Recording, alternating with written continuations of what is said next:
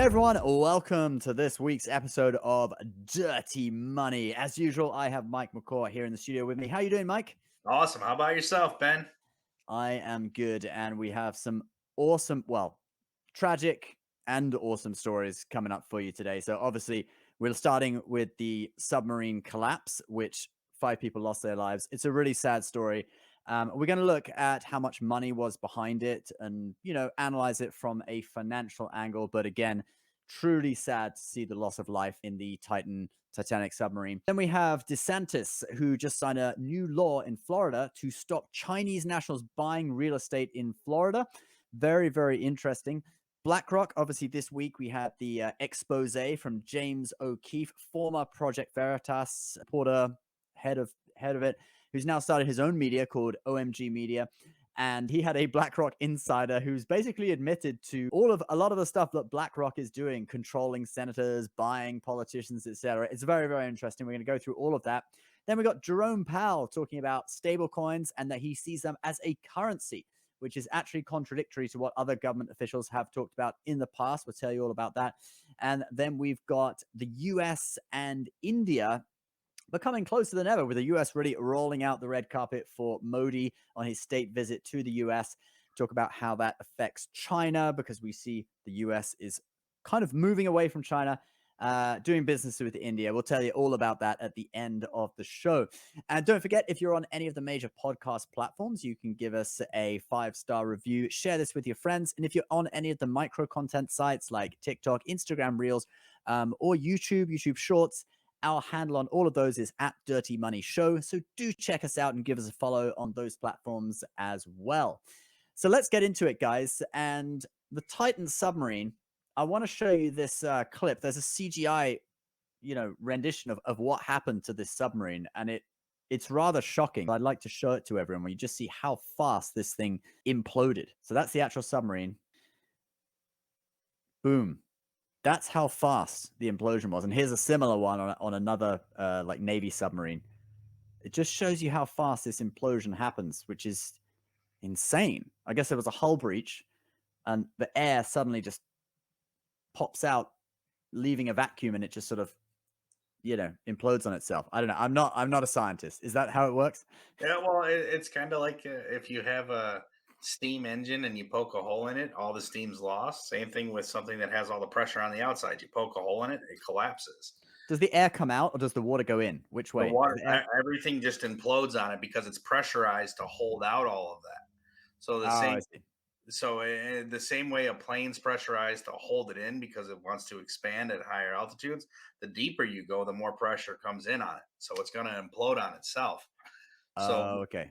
before you even know what's going on, it just implodes, and all you hear is a knock sound.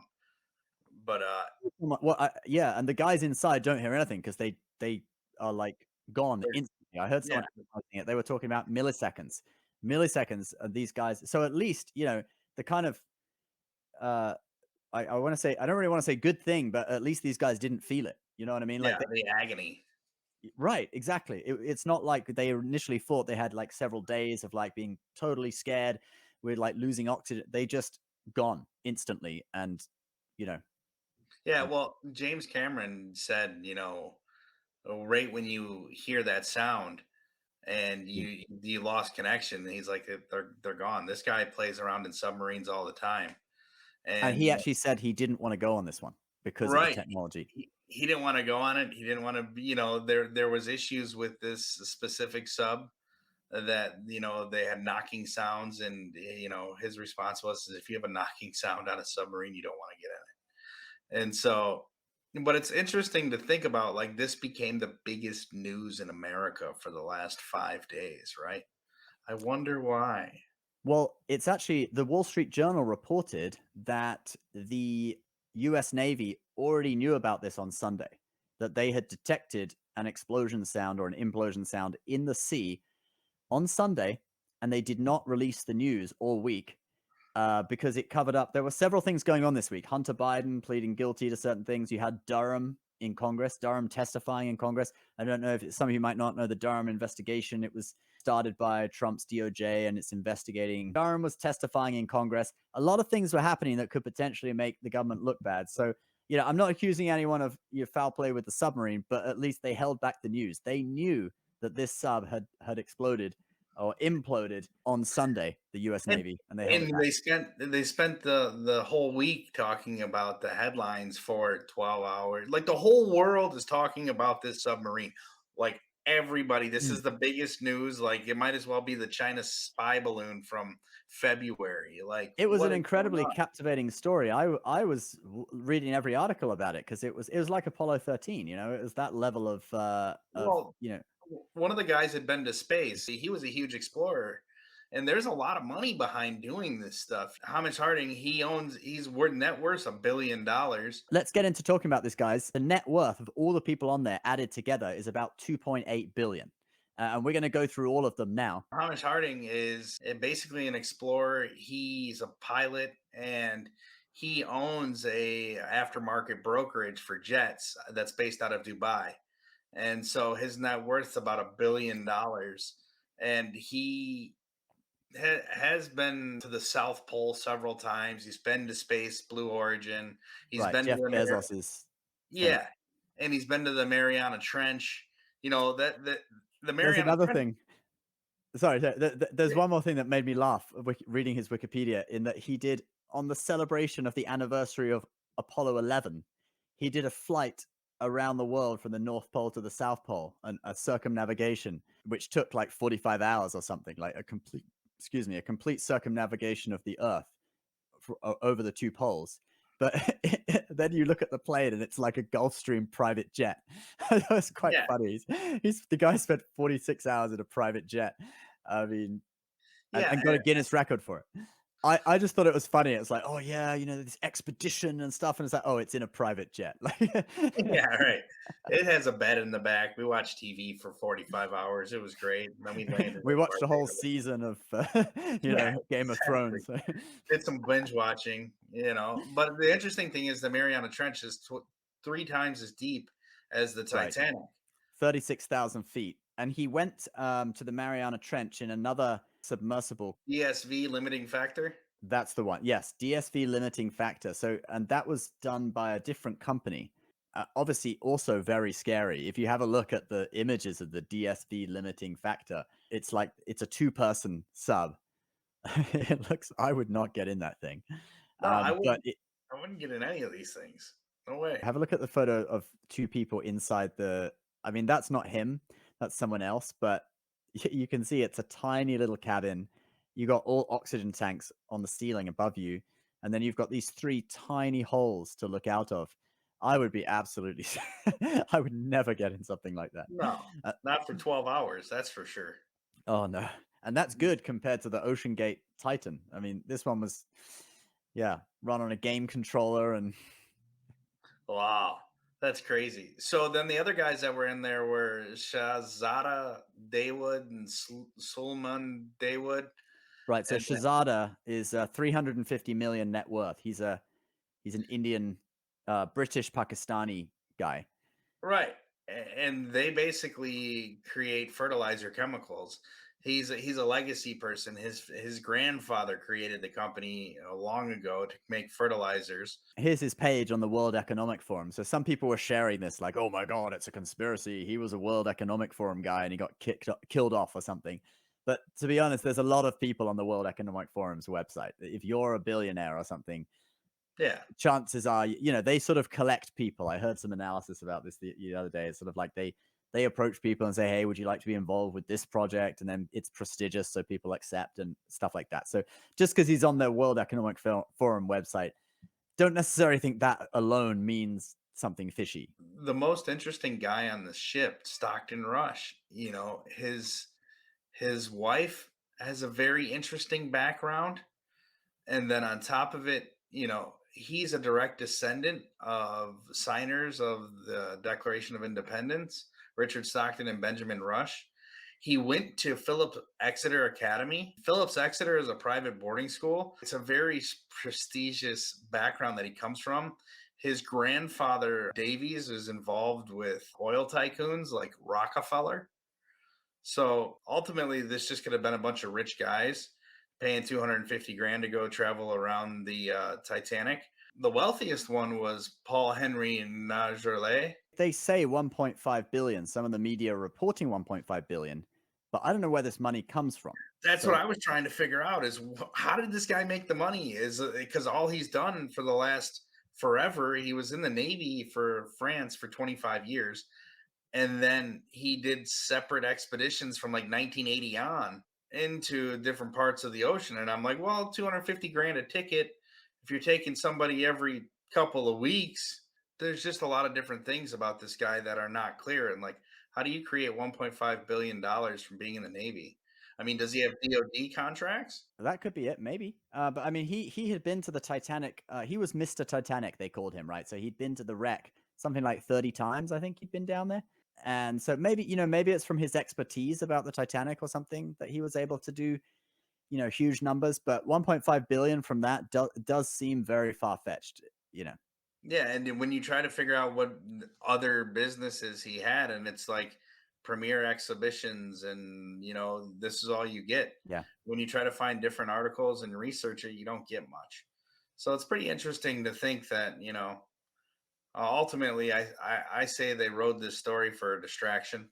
Well, let's not get distracted ourselves. Let's move on. Obviously, it's super sad the loss of life in this. I've been certainly keeping track of it the whole week, distracted by it. Let's move on. Let's talk about Ron DeSantis because he's done something quite interesting down in Florida, hasn't he, Mike? He created this law around March 9th. They restrict certain people from purchasing land in Florida, and now it goes into effect July 1st. And what it does is if you're a citizen of China, Russia, Venezuela, Iran, North Korea, Cuba, and Syria, you're not allowed to buy any land building within a 10-mile radius of what they consider critical infrastructure. Okay, what if you're a U.S. permanent resident? That's kind of like what's up in the air. I know that the Asian American Justice Alliance is suing him or Yeah. suing the state. They put out an appeal to it. They say it unfairly discriminates against those groups of people. $6 billion worth of real estate last year was purchased by Chinese nationals in the state of Florida. Now, there's also 25 other states that are looking into outlawing Chinese nationals from purchasing farmland in their states. This has got infrastructure, so that's including airports, military installations, telecom, water treatment, seaport, power plants, and refineries. So any major city basically has all of those in it. So this is going to change a lot of the real estate market in Florida. 24% of all the sales in Florida is for home buyers is from foreign home buyers. I imagine permanent residents would be still allowed to buy. Maybe if you're here on a work visa, you wouldn't be allowed to buy property in those places. I know that if you're a real estate agent and you're selling property in Florida knowingly to one of these people, you can be fined and also serve jail time for it. They're taking it pretty seriously. I mean, you might have a buyer who's not is from one of these places, and you're a real estate agent. And they want to buy a $5 million property. That's going to be a hard thing to pass up on, because if you're getting 3% on $5 million, that's a big paycheck for people. We'll see how it turns out, but 24% of all the home buyers in Florida last year were foreign. It's a huge number. It's 1 out of 4 houses. Wow. That's a So lot. yeah, that's what I'm saying. So it will have an impact, but you've got to also remember that a lot of people from Europe buy houses in Florida. It is the vacation destination for the world, pretty Yeah. much. So Germany buys a lot of houses in Southwest Florida. UK has a pretty heavy presence on the Gold Coast. Miami is obviously South America, is all over. The islands, people buy houses all over there. So it's only restricting from South America, Venezuela, and from the islands, you've only got Cuba. But it's interesting if you look at the governments behind these countries.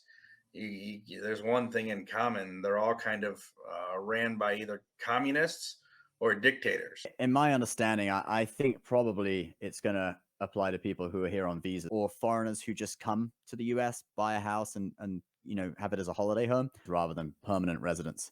because in theory, a permanent resident has the same rights as a citizen. It's kind of unique in the US in that a permanent resident has many of the rights of a citizen. I'm a permanent resident and I have all the same rights as a citizen, except I can't vote. If it does apply to a permanent resident, that is a little discriminatory in my view, and I can see it being struck down if it applies to permanent residents as well. But obviously, I do support measures to fight aggression by China because it is a big problem, especially China buying farmland near military bases and things like that. There's a lot of kind of shady stuff going on.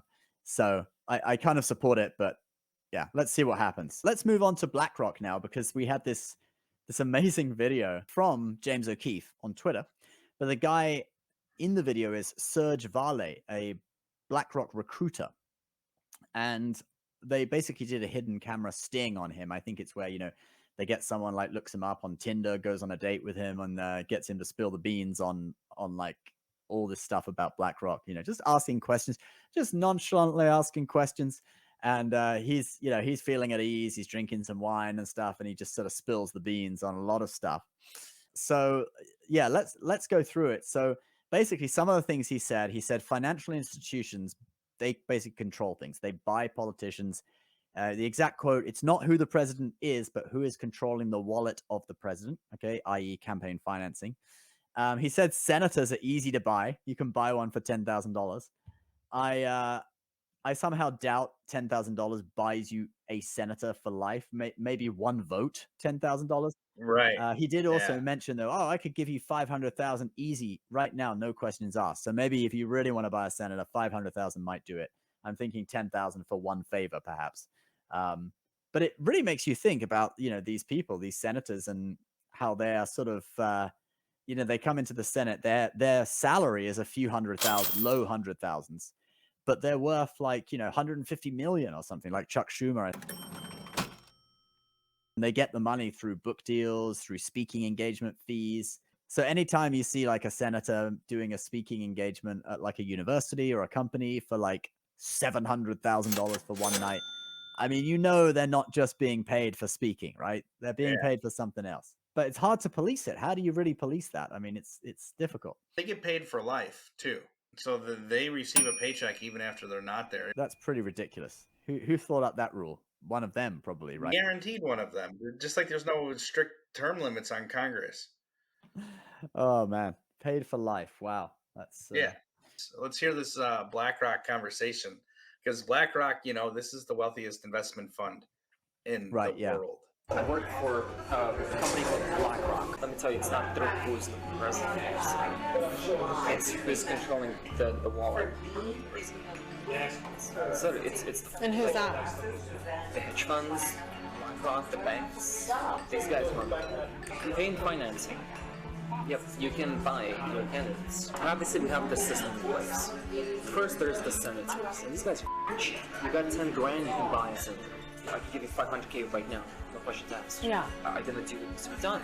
Does everybody do that? Does BlackRock do that? It doesn't matter who wins. You're still right. They're my pocket at this point. They don't want to be in the news. They don't want people to talk about them.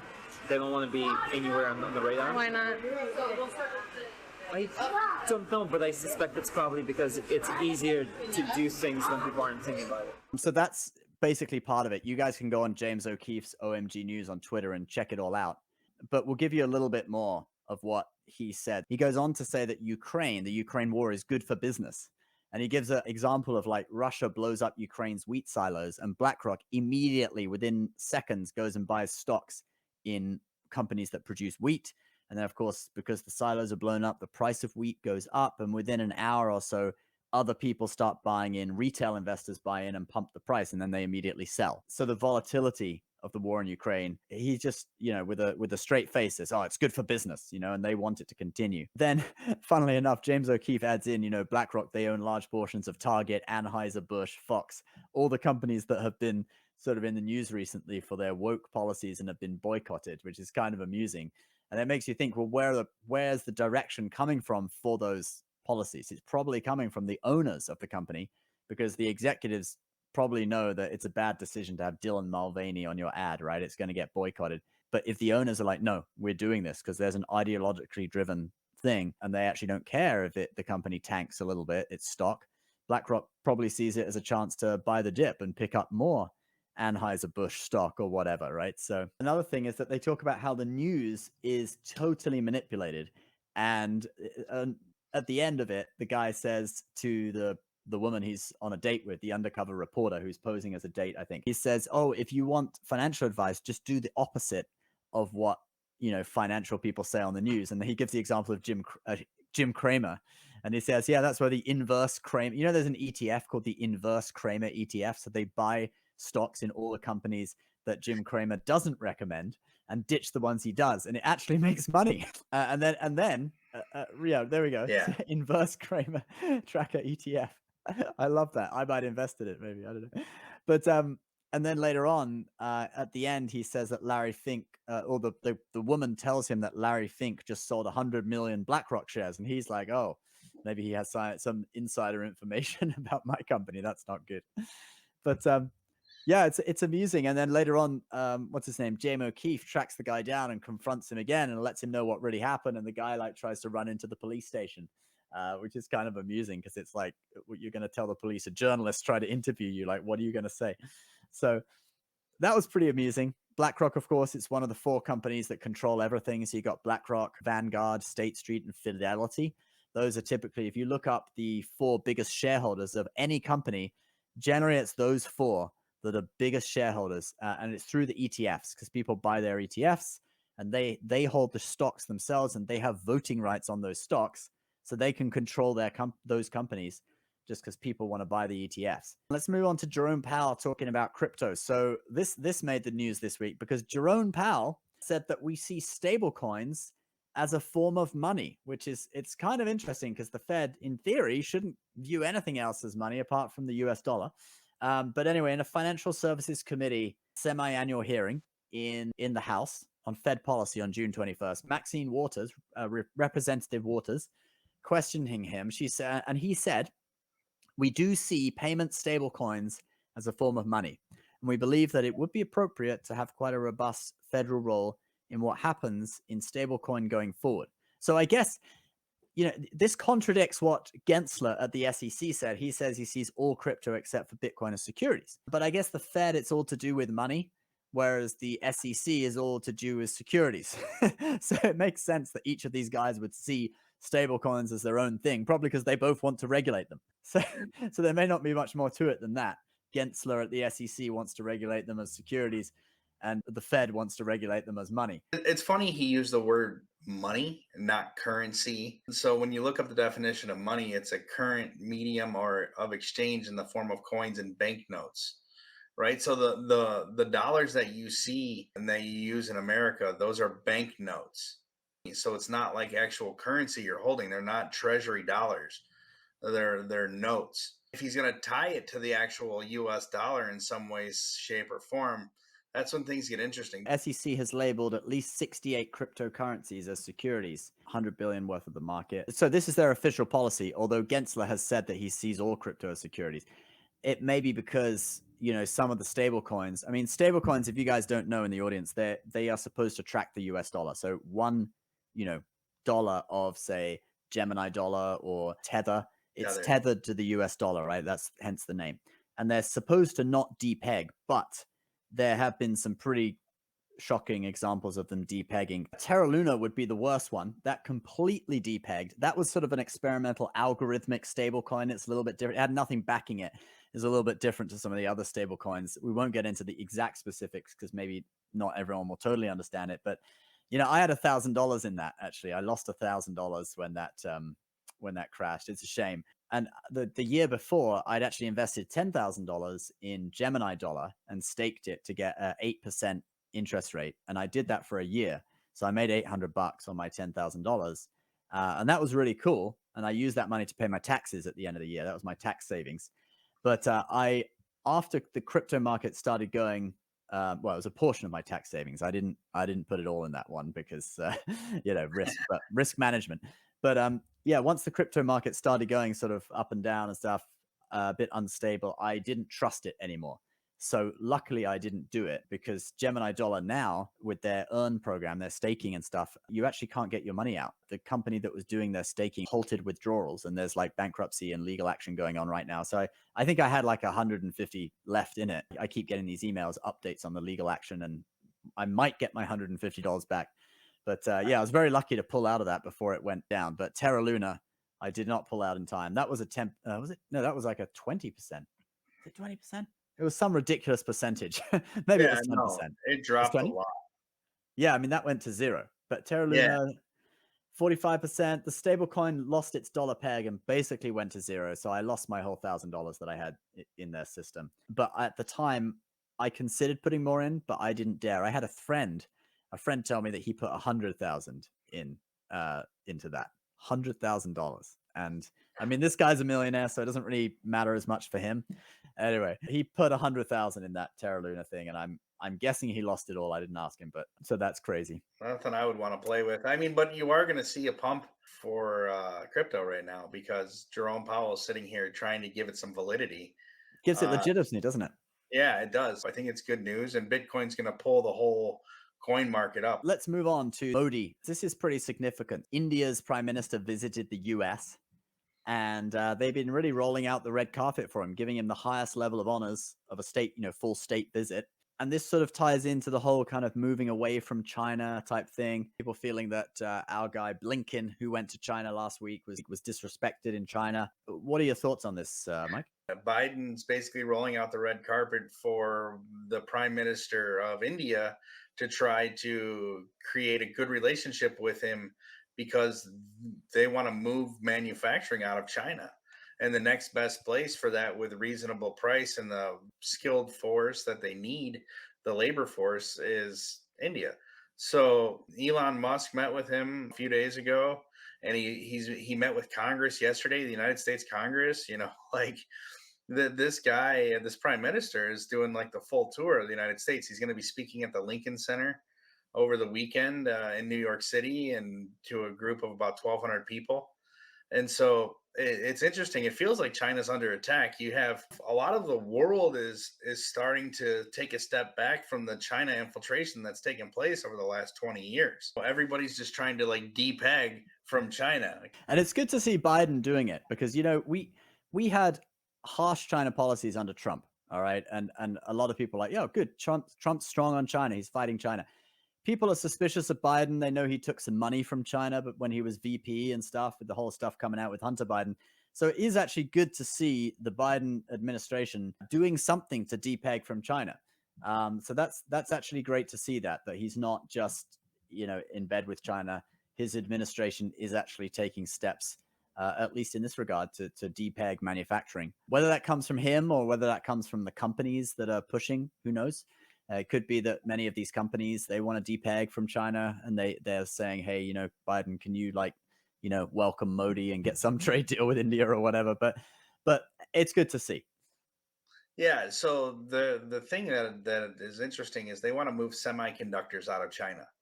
Semiconductors, I think it's 88% of all semiconductors in the world are produced in China, which is a ridiculous amount. That basically, if China wanted to turn off semiconductor production tomorrow, we'd all be running on the same cell phones we'd have for the next 3 or 4 years, hoping they last. But so for Modi, I mean, he's really trying to make a push, and I think we're going to see something happen there further in India. It's just a matter of, this is a cool story right here.